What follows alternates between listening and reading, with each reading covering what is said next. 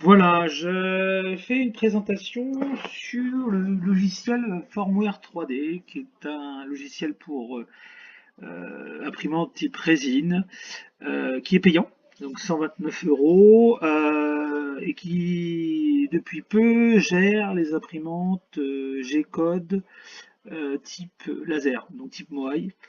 Il gérait déjà les imprimantes LCD, je ne vais pas m'étendre sur le sujet. C'est le même logiciel, que ce soit LCD SLA ou laser SLA, c'est le même process, sauf qu'à la fin, le slicing, donc le découpage, n'est pas le même. Il y a des avantages pour les deux parce que vous verrez, je vais essayer de vous montrer qu'il y a des fonctionnalités sympas que je n'ai pas retrouvées chez Azura, parce qu'il est un peu buggé, il est bien, mais un peu buggé, et que j'ai pas du tout retrouvé sur Shitu Box, voilà, et puis Wanao, je sais plus quoi. Ces logiciels chinois qui sont très bien, gratuits, mais au final très buggés et très. Voilà, ce logiciel-là, il est payant, mais il exploite à la fois le CPU, mais aussi le GPU. Donc, si vous avez une bonne carte graphique, eh ben, ça va aider. Donc on y va, on va démarrer, on va donc importer donc un fichier. Alors, qu'est-ce qu'on a? Voilà, voilà. Allez, on va importer un fichier. Allez, on va importer ce fichier-là. Paf, voilà. Donc là, ça le met un peu n'importe où sur la table d'impression, il n'y a pas de souci. Donc il y a plusieurs fonctions. Je vais pas tout balayer parce qu'il y a beaucoup de choses. Mais je vais aller à l'essentiel pour montrer ce qu'on peut faire avec. Donc ici le modèle, on va pouvoir ici donc le mettre au niveau de la table. D'accord? On va pouvoir le mettre donc en low print position, c'est-à-dire qu'à 5 mm de la table. Ça c'est intéressant puisque ça évite de faire de l'élévation. Puis high, alors high je pense que c'est à 10 mm. C'est vraiment quand on va imprimer loin de la plateforme pour des quand on a des supports ou des peut-être plutôt des parties du modèle qui sont qui nécessitent plus de précision, donc on essaie de s'éloigner quand même du plateau. Mais ça c'est pas une notion qui est pour moi très, j'ai pas expérimenté en tout cas. Donc on a Center Park, dont on peut, et pas Center Park pour la petite blague, on peut centrer effectivement et on peut translater, etc. Enfin il y a des fonctions basiques. Donc changer la taille, la rotation, etc. Donc tout se fait aussi par les petits manipulateurs qu'on a de chaque couleur. Donc là j'ai fait de bêtises, voilà. On peut déplacer, faire une rotation dans chaque axe, voilà. Ça, je vous laisserai expérimenter ça. Et puis on a les petits ici des petits actionnaires qui permettent justement de voilà de l'élévation et puis XY plus facilement. On le pose, tac, je veux ça là, tac, je le mets là. Alors, il y a plusieurs fonctions. Alors, qu'est-ce que j'ai fait? J'ai fait quoi avec la pièce? Elle est masquée. Ah, je ne sais pas ce que j'ai fait. J'ai dû la masquer. Non. Je ne sais pas ce qui s'est passé. Alors, est-ce que c'est un bug? Est-ce que... On va voir ça. Bah oui, apparemment, il y a un gros bug d'affichage. Close to border, on va faire center. Ah oui, c'est normal, j'ai dû mettre... Non, bah non. Euh, Ah oui, je l'ai pas sélectionné, ça risque pas de le faire. Donc il a disparu mon objet. Alors, ah oui, j'ai compris. Alors oui, parce que j'ai laissé, voilà, j'ai appuyé ici et vous voyez, il a disparu. C'est en gros, c'est l'inspecteur, je peux appeler ça, de couches. Donc voilà. Hop. Ça permet justement d'inspecter ces couches. Et donc quand on le bouge un peu, l'ascenseur ici, on se retrouve voilà. Donc c'est de ma faute, le logiciel n'est pas buggé. Donc là, je mets 0. Donc il y a une fonction, il y a plusieurs fonctions. Pouvoir orienter en fonction de la face qu'on lui donne, ça c'est typique. Je clique ici, voilà, c'est orienté. Ah. Il y a l'auto-orientation. Alors ça, Alors ici, on voit bien en rouge, ici, les zones qui sont en surplomb, donc celles qu'il va falloir supporter justement. Donc on a une fonction auto-orientation ici. Je ne sais pas si elle est aussi efficace. Moi je l'utilise avec parcimonie que sur le logiciel de chez Formlab. Voilà, on a trois options possibles, plus des réglages. Donc là, on a un minimum de surface en contact avec le plateau. Du coup, ça évite justement, minimum de surface critique, c'est-à-dire des surfaces. Moi, j'ai paramétré 45 degrés, donc je peux mettre 46. C'est les surfaces qui sont en surplomb de 45 degrés, de plus de 45 degrés, 46 dans ce cas-là. Il va essayer de trouver la meilleure position pour limiter justement ce nombre de surfaces, ce qui va limiter le nombre de supports. Mais malheureusement, alors on va le voir, ça peut être délétère donc je vais recentrer, ça peut être délétère pour vu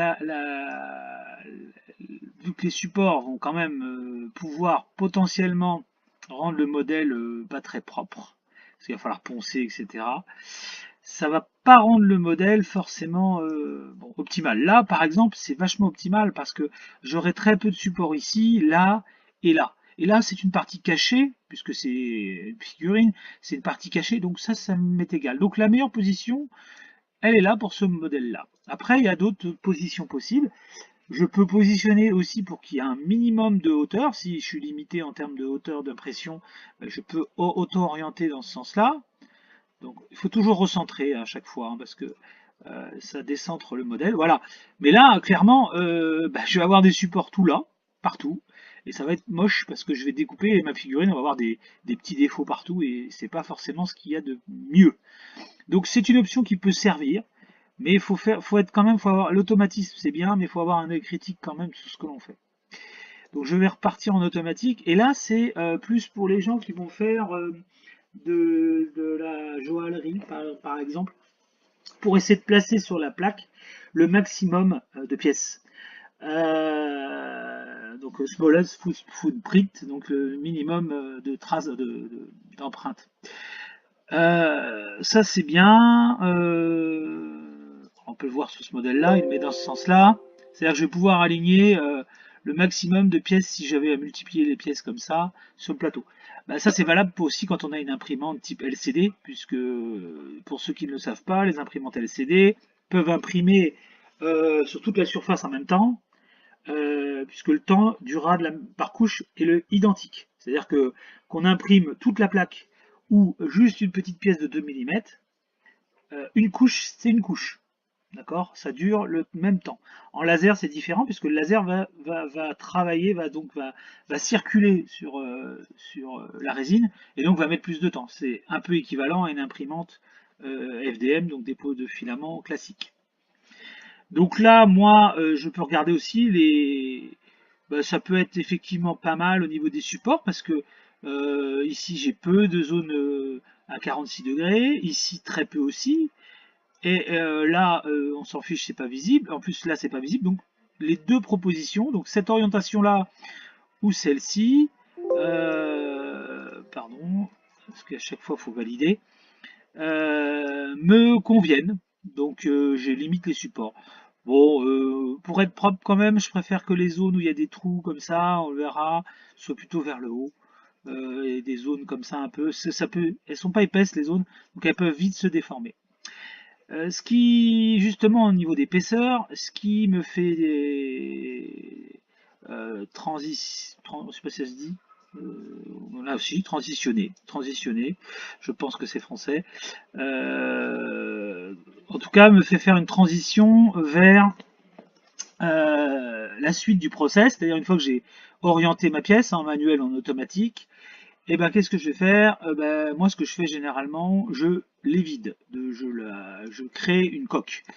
Donc pour créer une coque, c'est simple. Donc on va sur le modèle ici, soit on clique sur le modèle ici, soit on clique sur le modèle là. Ici, la petite zone exploratrice, il y a tous les détails, donc il y a la part mèche, c'est le modèle, et puis il y aura les supports qu'on peut, on pourra sélectionner un à un ou en groupe et les modifier en temps réel. Il n'y a plus besoin de se fatiguer à tout refaire comme sur certains logiciels, en particulier Azura, qui est pénible pour ça. Donc là, on va passer en support mode, et donc là, on va pouvoir manipuler son modèle. Donc là, première chose, donc il y a plein de petits boutons ici. Donc là, je vais commencer par Holomesh.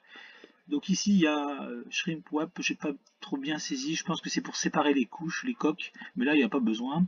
Donc là, Holomesh, je vais créer une coque. Donc je vais la créer généralement entre 1 et 2 mm. Vu que c'est une grosse pièce, je mets 2 mm. Je peux ici mettre Switch to Transparent View. Automatiquement, ça me met en transparence pour que je vois le résultat. Bon, je sais le résultat, mais pour vous montrer, je vais le montrer, je vais le cocher. Donc là, ça met un petit temps de calcul. C'est assez rapide. Hein. Après, on a la possibilité de mettre Accuracy, donc la précision coque. Ici, c'est que clairement, ça suit tous les... Voilà, à l'intérieur, ça suit, vous voyez, la définition. Donc ça augmente la définition de la coque intérieure. Et on a la possibilité également de réduire, c'est la deuxième petite option, alors je vais revenir dessus. On a la possibilité de réduire la topologie, alors ça je parle pour les gens qui savent, c'est les triangles, le nombre de triangles, donc simplifier le modèle, mais à l'intérieur, pour que ce soit, il n'y a pas besoin d'avoir des milliers de polygones à l'intérieur, on peut avoir une structure simple. Néanmoins, on perd en définition à l'intérieur, donc si on a demandé 2 mm, on n'aura pas forcément 2 mm partout. Là, ça veut dire que quand même, il y a 50%, quand je dis aussi la précision, il y aura 50% de la coque intérieure qui ne fera pas 2 mm. Hein, parce que c'est pas précis. Par contre, on peut mettre 100% et là, ça suivra parfaitement 2 mm si la pièce le permet à l'intérieur. Mais ça, il n'y a pas trop d'intérêt. Donc là, ben, je vais justement réduire les. On va réduire. Donc moi, je laisse 20%. Hein, on va réduire de 20%.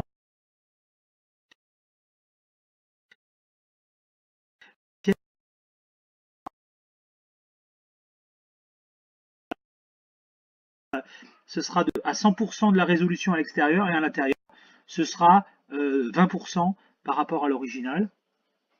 Donc je vais replacer mon modèle. Alors qu'est-ce que j'ai? Je vais repasser en mode perspective, le voilà. Et voilà. Donc là, on va pouvoir apprécier justement les vidages. Ce qui est pas mal. On pourrait mettre même moins parce que, vous voyez, j'ai des connexions ici qui ne se font pas. Donc quand je vais mettre mes trous de drain, ben, je vais me retrouver, là pareil, avec des zones où il y a de la résine qui pourra être piégée. Néanmoins, je ne vais pas le faire. Je vais quand même mettre un trou de drain. Comme ça, la résine piégée, je pourrais l'éjecter après. Parce que là, oh, quoique non, je vais plutôt effectivement le faire. Donc on va donc annuler par un CTRL Z, hein, c'est classique. Voilà, on va annuler. Alors, pardon, on va annuler le. Alors, Shift CTRL Z pour revenir, normalement, non, ça marche pas comme ça. Si, c'est CTRL Y sur ce logiciel-là. Donc CTRL Y, j'avance. Voilà, donc j'ai repositionné, donc je vais refaire justement un holo, et là je vais mettre un 5. Même 1, c'est léger hein, quand même, mais bon, allez, 1. Je vais pas réduire à l'intérieur, je vais mettre holo, switch mode transparent, voilà. Bon, c'est un peu long, un peu rébarbatif, mais c'est bien de comprendre comment ça fonctionne. Voilà, là j'ai des jonctions, ça devrait le faire. Ça devrait pas trop mal, à part cette jonction là, mais c'est pas très grave, du moment que j'ai un drain au-dessus là, et là en dessous, enfin en dessous et au-dessus, ça me va dans le sens où la résine va pouvoir s'écouler, j'aurai pas de phénomène de ventouse. Même là, si je retiens un peu de résine, je pourrais la vidanger après. Là, par contre, vous voyez, là, il y aura de la résine piégée à l'intérieur. Mais je vais pas non plus mettre des trous partout. C'est pas le but. Après, c'est en fonction de vos applications. Moi, des fois, je passe à travers, outre certains problèmes. parce que ça c'est pas nécessaire de faire, si on veut faire un travail à la perfection, pourquoi pas, mais dans mon cas là pour présenter c'est pas nécessaire. Donc une fois que j'ai fait ça, alors il y a une fonction très intéressante. Quand plus tard on fera des supports, donc je vais repasser en mode non transparent, voilà.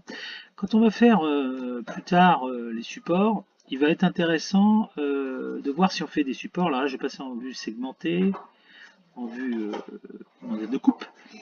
On peut avoir des supports donc extérieurs et intérieurs. Là, je vais pouvoir mettre des supports intérieurs, mais ça va être un peu dans le sens des zones critiques, etc. Ce qui est bien avec ce logiciel-là, c'est qu'on peut créer une sorte de structure infill à l'intérieur, comme sur les imprimantes 3D dépôt de fil classique. Mais ça va te donner de la structure et pas trop consommer de résine. Donc quand je clique là, c'est-à-dire que je vais pouvoir mettre des petits tubes de 1 mm et qui feront 8 mm de quadrillage. Et je vais créer une structure interne. Donc là, je vais passer en structure. Voilà. Et ça va permettre justement voilà, de créer pas vraiment des supports, enfin c'est une structure infill, parce que les supports, ça donnera des supports qui sont entre guillemets détachables. Là, ça crée pas des supports détachables, c'est-à-dire que ça crée des supports fixes. Et donc on va pouvoir justement donner une structure et ça va s'imprimer beaucoup mieux. Et puis ça va pas consommer énormément de résine, quand on le voit bien. Ça donnait, voilà, ça me fait penser un peu au Fraggle Rock, pour ceux qui connaissent. Donc voilà, donc on va pouvoir créer ça. Et ça c'est pas mal comme fonction, de pouvoir créer une structure comme ça intérieure pour que ça s'imprime plutôt pas mal. Et que ça donne un peu une solidité aussi, parce que quand on a 1 millimètre de mur, ça peut, en anglais collapse, donc ça peut s'effondrer.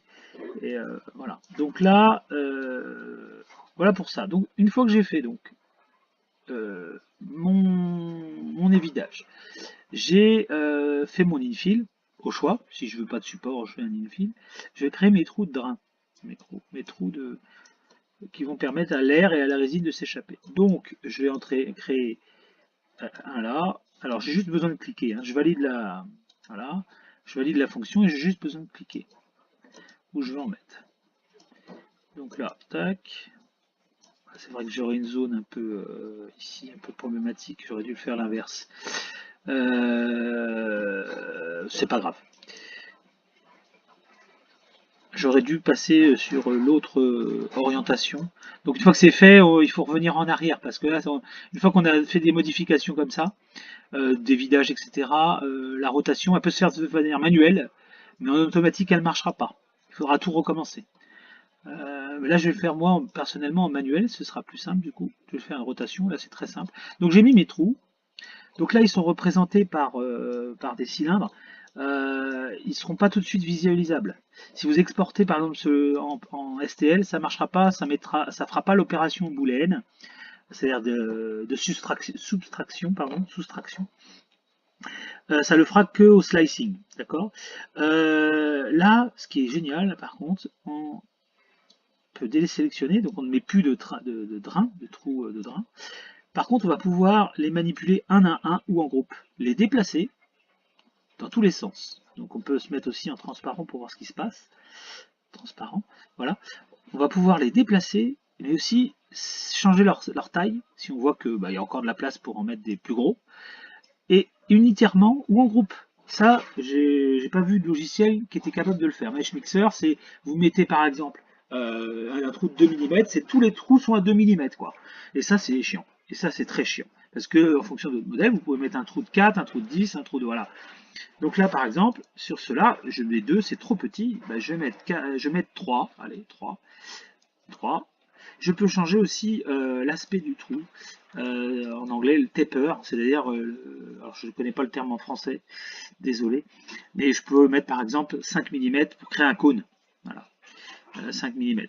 Voilà, c'est le taper, c'est un peu comme aussi quand on fait on fraise un trou. Voilà, c'est ça. Je ne sais plus le terme, mais bon, il y a un terme en français pour ça. Comme je suis pas spécialiste dans ce sujet-là. Donc, et on peut faire apply to all. Et donc ça permet, je vais repasser en vue normale, voilà, d'augmenter les trous. Celui-là il est un peu proche, c'est pas grave, je peux le sélectionner tout seul et puis le mettre où je veux. Je peux le mettre en X et en Y où je veux, et puis je peux le mettre aussi en Z, l'élévation, le mettre plus profond si je vois qu'effectivement...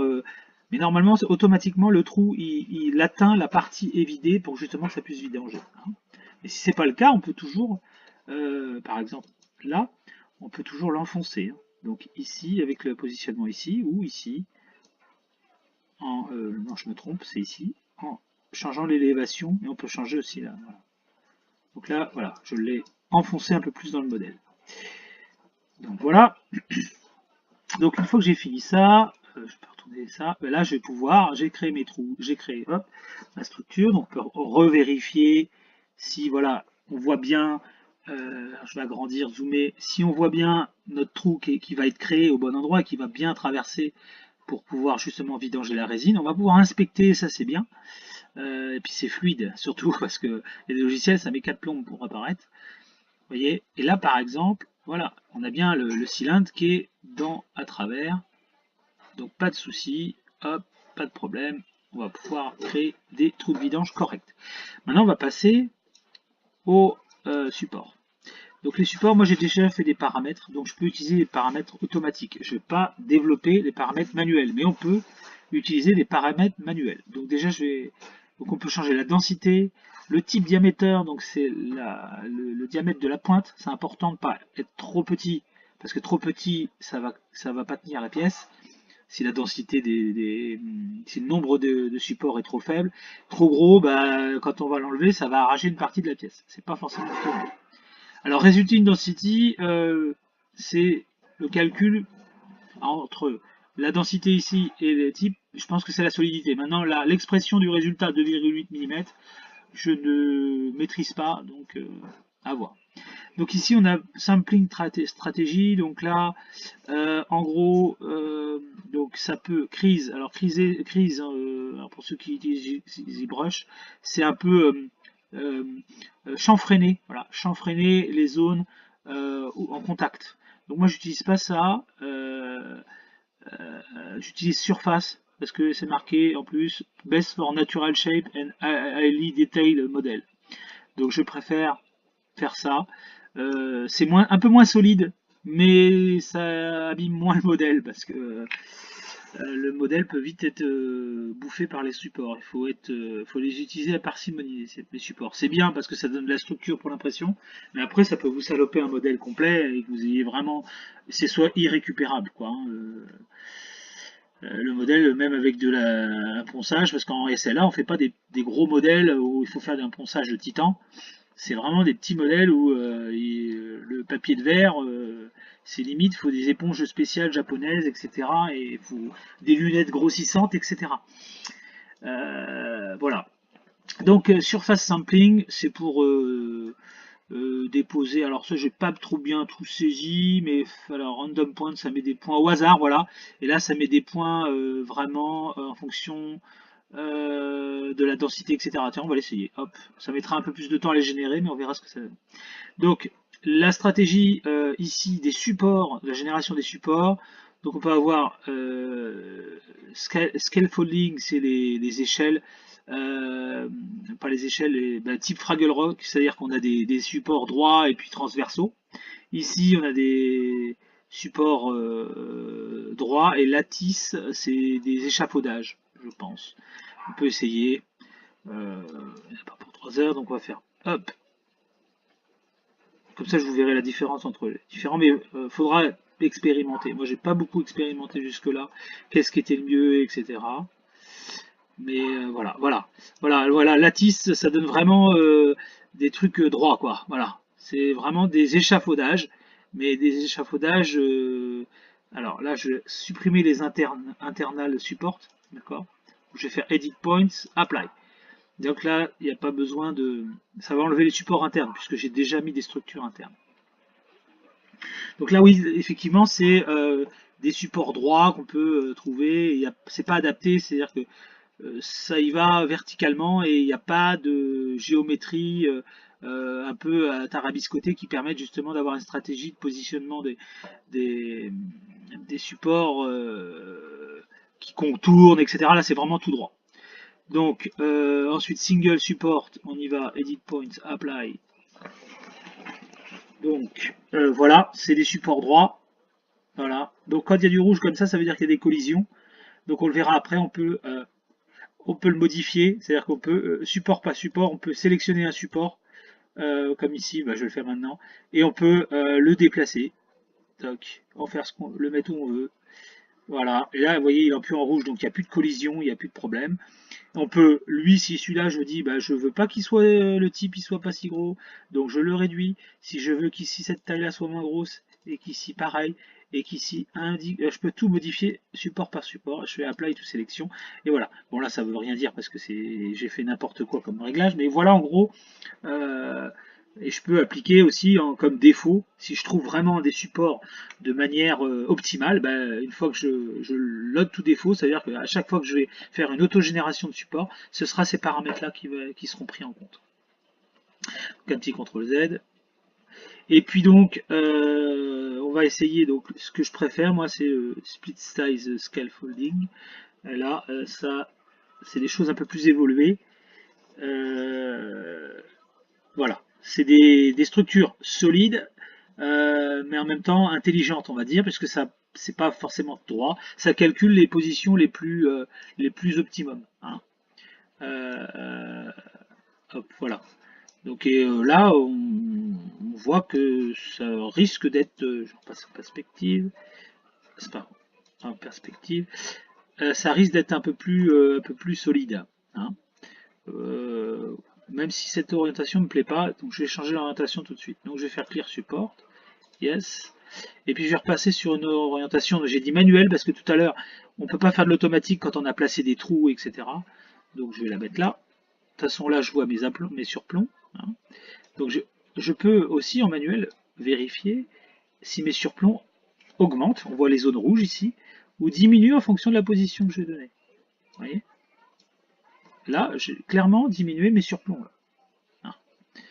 Et plus je vais donner un angle, généralement proche de 45 degrés, moins je vais avoir de surplomb et donc plus je vais optimiser.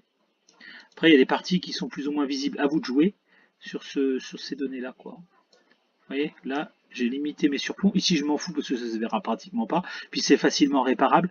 Là, ben, ça se verra pas du tout parce que voilà. Donc là, ce sera caché. Donc voilà. Donc là, j'ai diminué mes surplombs au maximum. Et donc, je vais pouvoir refaire Generate Supports. Et voilà. Donc, il m'a fait ça.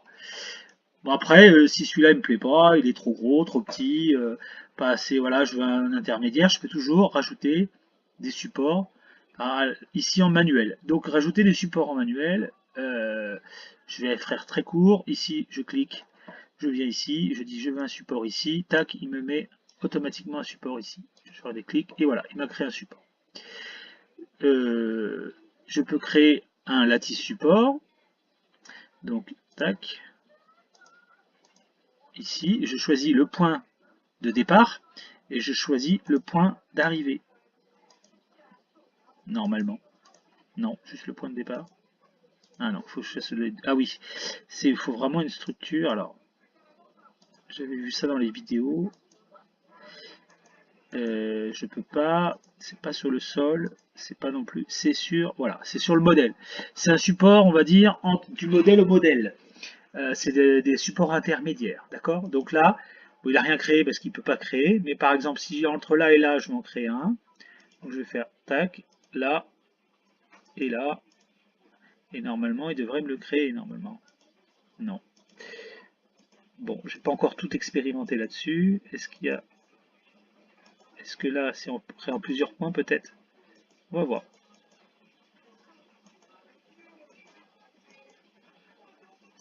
Non. Bon, à explorer. Alternal support, donc là, c'est ce que j'avais dit justement ici. Là, on met 2 points normalement. Et là, ça va me mettre effectivement normalement. Ah bah non. Bon. À explorer ces supports manuels en tout cas. Je ne vais pas trop m'étendre là-dessus parce que là, c'est vraiment de la découverte. Internal free support. Alors, qu'est-ce que c'est que ça?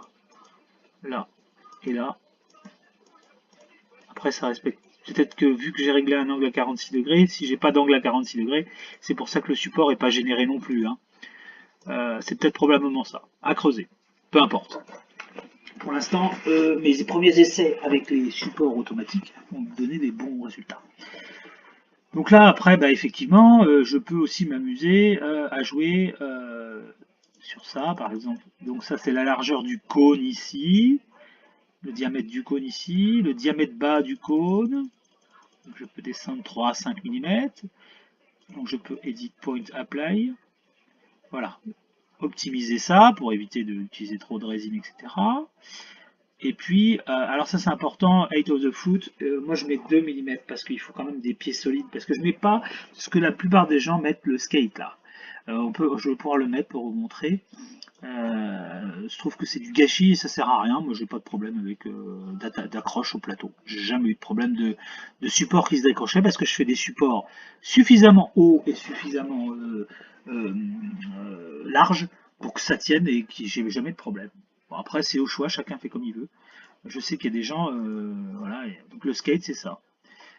Voilà, c'est un support qui va permettre justement de tenir. Alors il y a plusieurs types de supports comme ça. On peut choisir si on le veut, qui suit, qui soit carré, rond, enfin bon bref. Là il suit la forme géométrique. Donc bon, je m'en fous de ça. Ça je m'en sers jamais. Je trouve que c'est du gâchis de résine. Si les choses, l'imprimante est parfaitement paramétrée et que les supports bien placés, suffisamment gros, et ici les cônes suffisamment larges et hauts, il n'y a pas de souci. Voilà, c'est un conseil, chacun fait comme il veut. Donc là, je vais replacer mon petit support là parce que il me plaisait bien, celui-là là, voilà. Alors apparemment, je peux peut-être aussi les joindre de.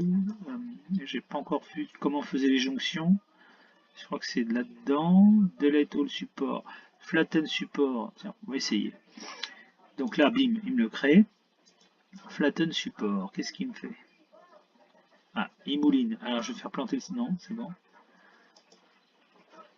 Oh là là, je vais pas rentrer dans un truc que je ne sais pas. Pour tout gâcher. Ah oui, ça y est, j'ai compris. Oui, ça y est, ça y est. Ça transforme les. Ok, j'ai compris. J'ai compris. Ça transforme les supports en comment dire, en mèche, du coup. Ils sont plus modifiables, du coup. Alors, on va faire un CTRL Z pour aligner. Voilà, je peux plus les modifier, ça les fige. Ça, voilà, flatten support, ça sert à ça. Ça sert à les rendre une fois pour toutes figés dans le marbre, quoi. Alors c'est dommage parce que donc ça c'est la base. Alors ça c'est volume support, c'est pour quand on fait des bagues. Ça fait un gros support détachable. Bon ça, vous pourrez regarder sur le site, il y a des vidéos sympathiques là-dessus. Bon, on va rester comme ça. J'ai pas encore trouvé comment créer entre les deux une jonction. Comme je fais très peu de manuel, je fais beaucoup d'automatique. À creuser aussi ça. Je vous laisserai regarder. Voilà. Donc là j'ai créé les supports. Tout est prêt.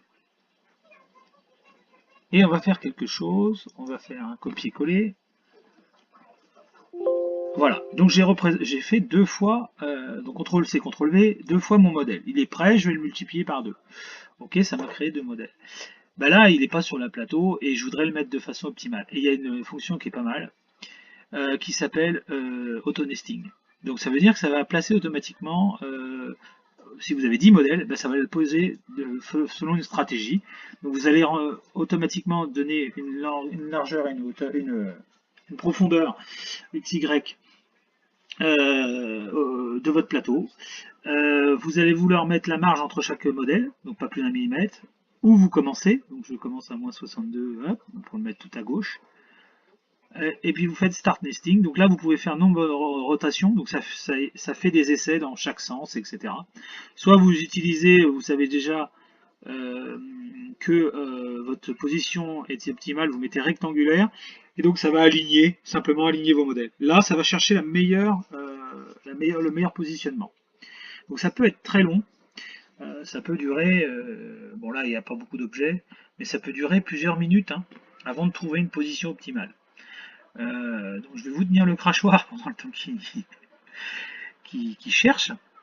Ça nécessite pas mal de ressources parce qu'en gros en off ça essaye plusieurs positions et ça calcule quelle est la meilleure quoi en termes de temps du coup puisque ça pour le LCD ça pose pas de problème et pour le SLA c'est vachement pratique parce que si je mets deux modèles à l'opposé, bah, le laser il va pas arrêter de faire l'aller-retour et il va perdre du temps. Donc voilà. Donc sinon, il y a plein de vidéos sur le site de Firmware en anglais, malheureusement. J'en ai épluché quelques-unes, il y a des trucs pas mal. Voilà, c'est fini. Donc je vous invite à les regarder. Vous voyez, hop, il a aligné ça. Et donc maintenant, j'ai un plateau. Donc on passe. Alors ça, je demande il y a un raccourci, mais j'aimerais bien un bouton là, parce que c'est pénible d'aller dans le menu, voilà, pour pouvoir repasser en mode perspective. Et voilà, donc là, vous voyez, c'est optimal. Donc là, je vais pouvoir imprimer. Donc ensuite, une fois que ça c'est fait, je peux continuer à inspecter si tout va bien, voilà. Voilà, j'ai bien à l'intérieur. Est-ce que j'ai pas de surplomb? Est-ce que ça, voilà. Donc un peu le contrôle qualité de notre construction. Je peux à tout moment revenir sur sélectionner un trou, agrandir, diminuer, un support, plusieurs supports. Donc je peux ici, effectivement ici, sélectionner tous les supports. Voilà, les supports automatiques que j'ai, ou alors le support manuel que j'ai rajouté, le modifier. Voilà, ici le type, etc. Enfin, je peux les drains, les trous de drain, l'infill, je peux tout modifier, tout est modifiable. D'accord. Une fois que ceci fini, bah, on peut passer, comment dire, au mode sortir de là. Tac. Alors là, je suis sorti du support mode. Ben, on peut soit l'enregistrer sous, donc on fait save as, et puis on choisit ça, mais on peut choisir aussi en différents formats, dont le STL. Le STL, attention, les trous ne seront pas troués. C'est un gros souci, j'ai demandé aux développeurs de regarder ça, mais les trous, ça restera des cylindres positifs et pas des soustractions booléennes. Donc il faut que je vois ça avec lui, comment on peut mettre ça au point, et je vais essayer de lui faire des propositions sur ce sujet-là. En tout cas, bon, on a commencé à entamer une discussion là-dessus, on va voir. Voilà, donc c'était une petite démo de ce logiciel qui me semble pas mal. Il y a encore des améliorations, je pense, qu'il faudra apporter en particulier pour la MOA. Et puis dans le process, peut-être créer des vues enfin, dans l'automatisme, dans le process de montrer aux gens comment faire. En les dirigeant avec des petits pop-up, des choses comme ça peut être intéressant. Mais sinon, c'est un logiciel qui est déjà qui est assez professionnel, que je commence vraiment à apprécier. Il faut que vraiment que je me fasse au support. Alors concernant les supports, ils se détachent pas trop mal. Par contre, il faut vraiment, je le répète, faire attention où on le positionne parce que ça peut vite vous saloper un modèle. Et j'en ai fait des frais malheureusement. J'ai été un peu trop enthousiaste sur l'automatisme parce que d'habitude je l'ai mis en semi-auto. Là, bon. Mais sinon, ce type comment dire, de support est quand même intéressant. Et ici, j'ai remarqué que quand on l'imprime, et ça j'ai pas encore bien compris pourquoi, au niveau de la boule ici, il y a une petite fente qui, alors soit c'est pour donner un peu un amortissement, je sais pas, une certaine souplesse, mais il y a une petite fente et ça se casse effectivement plus facilement quand on veut l'enlever. C'est-à-dire que ça a tendance, alors je pense que c'est fait pour ça, ça a tendance à casser ici quand on le retire sans pince et laisser peut-être le cône, et le cône on peut ensuite avec une pince je pense que c'est lié à ça. Et c'est pas trop mal d'ailleurs comme système parce que souvent quand on a beaucoup de support, on peut arracher la pièce avec, quoi. Tout dépend les détails, etc. Mais ça m'est arrivé. Et donc c'est un système qui est pas mal. Mais on ne visualise pas ici, on voit que quand on imprime, qui est effectivement sur la boule qui est ici, il y a une petite fente. Et alors peut-être qu'en le modélisant, en faisant, on avait dit que c'était flatten support. Alors on va passer en support mode. Voilà. Et si je passe en flatten support, voilà. Est-ce que, alors ça mouline, tac. Voilà. Eh ben non, on le voit pas. On le voit pas, mais moi je remarquerai, je vous ferai une photo à la rigueur euh, si j'ai l'occasion. On voit, il y a une petite, ici à ce niveau-là, on a une petite fente, et donc ça permet justement de, euh, de, de détacher facilement le support. C'est important aussi, c'est bien de paramétrer le type diamètre, je le répète encore une fois, ça permet justement d'éviter de massacrer l'objet. Voilà. Bon ben j'espère que j'ai été clair. En tout cas, je voulais vous faire partager. Encore une fois, c'est un logiciel payant, mais bon, après effectivement, il faut bien qu'il y ait des gens qui l'achètent hein, pour les tester. Bon là, on peut le tester 30 jours. Hein. Sans rien payer. Mais bon, moi je l'ai payé parce que je le trouvais assez satisfaisant. Et puis les premiers contacts que j'ai eu avec le développeur ont été plutôt positifs parce qu'il répond très vite. Et je pense qu'il est très open pour faire rajouter des fonctions. Et puis on paye aussi pour ça. Hein, donc voilà. Bon ben voilà, j'espère que ça vous a été utile. Et peut-être à bientôt pour une vidéo sur ce logiciel ou sur un autre sujet, en tout cas sur l'impression 3D. Merci, au revoir.